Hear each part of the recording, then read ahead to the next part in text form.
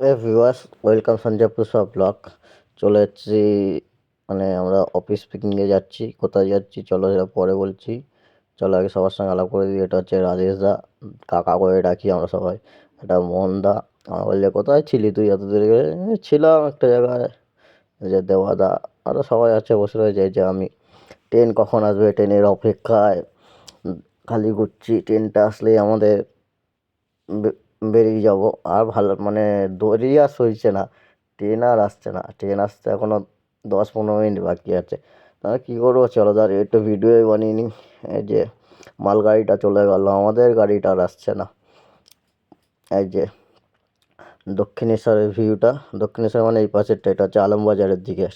মানে খুব সুন্দরই ভিউ, এদিকে গাড়ি চলে যাচ্ছে, এই পাশে ব্রিজ উঠে যাচ্ছে। এই যে টাকলা দাঁড়িয়ে দেখছে আমাদের সঙ্গে। টাকলাকে আগেও দেখেছে আমার ভিডিওতে মেশিন পরিষ্কার করার জন্য।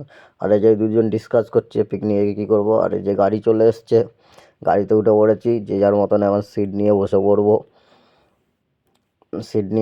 আর এই যে মহান দুই ব্যক্তি, সবসময় পিকনিকে গেলে একসঙ্গেই থাকবে এই দুইজন, কেউ কাউকে ছাড়া থাকবে না, আর যাবেও একসঙ্গে। কিন্তু ফেরার পথে কী হবে জানি না। আর এই যে সবাইকে বললাম চলো যাচ্ছি, যাওয়ার আগে একটা ভিডিও হয়ে যাক। সবাই আসছে ভিডিওতে।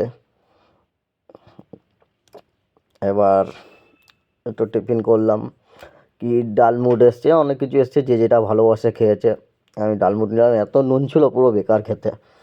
আর এই যে ওপর দিয়ে একটা খাবার আমরা চুরি করে নিয়ে এসেছি।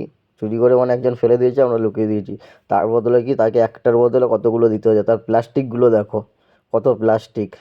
মানে যার কাছে যা যা ছিল সব একটু একটু করে দিয়ে দিয়েছে।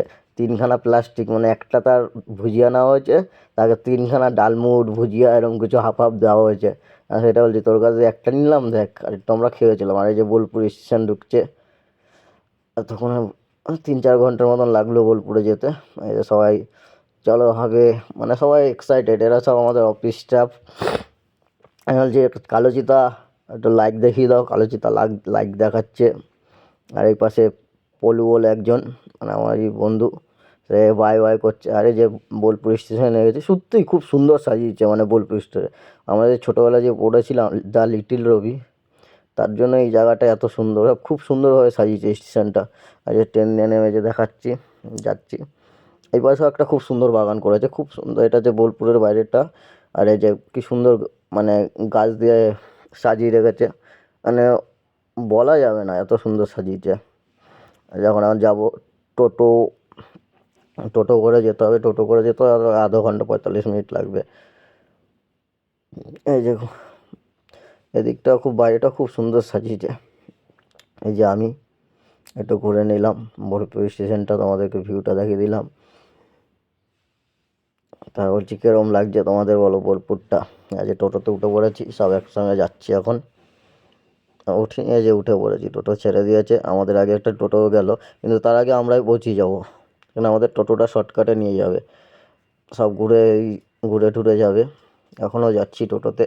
আর ঠান্ডা খুব একটা নেই, না যে ভেবেছিলাম যে ঠান্ডা হবে প্রচুর। মানে কলকাতার দিয়ে ওখানে কম ঠান্ডা আছে, কিন্তু এরকম ঠান্ডা কম, মানে ঠান্ডা অতটা নেই কলকাতা। টোটো করে এখনও যাচ্ছি। আর ভিডিওটা ভালো লাগলে লাইক কমেন্ট করো। আর ধুলো উঠছে বলে নাকে মাস্কটা পরতে হয়েছে। তা রুমে চলে এসেছি। ভিডিওটাও ভালো লাগলে লাইক কমেন্ট করে দিও। সবাই এখন যে যার মতন জায়গা দখল হচ্ছে। বাই বাই, দেখা হচ্ছে নেক্সট ব্লগে। ভালো থেকো।